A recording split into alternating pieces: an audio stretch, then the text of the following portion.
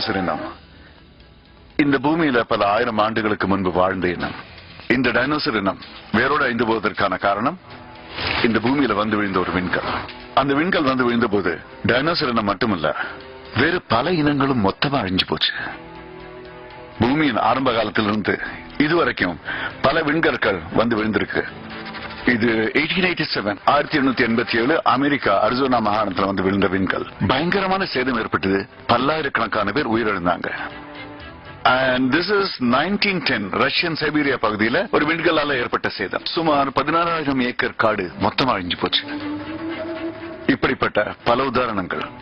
இந்த விண்கல் பூமியை நோக்கி வரும்பொழுது அதனுடைய எடை பரப்பளவு சிறுசாக இருக்கும்போது இந்த பூமியை சுற்றியுள்ள வெப்பமண்டலத்தை சந்திக்கும் போது அதிலே எரிந்து தூள் தூளாயிடுறது.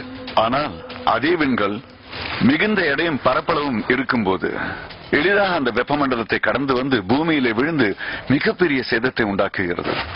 இப்ப வர விண்கல் அப்படிப்பட்ட ஒரு பெரிய விண்கல். And that's a huge danger for the earth. இந்த விண்கல் விழுறதுனால எவ்வளவு பெரிய பாதிப்பு இருக்கும்? உலகம் அழிகிற அளவுக்கு பெருசா இல்லைனாலும் இந்த விண்கல் விழுற இடத்துலயும் அது சுத்தி ஒரு 5 சதுர மைல் அளவுக்கு நிச்சயமா பாதிப்பு இருக்கும். அதாவது நம்ம செங்கல்பட்டு டவுன் அளவுக்கு பாதிப்பு இருக்குன்னு வச்சுங்களேன். இது கரெக்டா எங்க விழுன்னு யூகிக்க முடியுமா?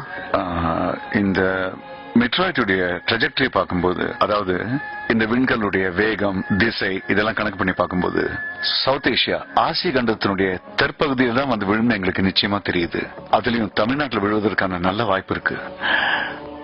ஆனா எங்க விழுன்னு நிச்சயமா இப்ப சொல்ல முடியாது.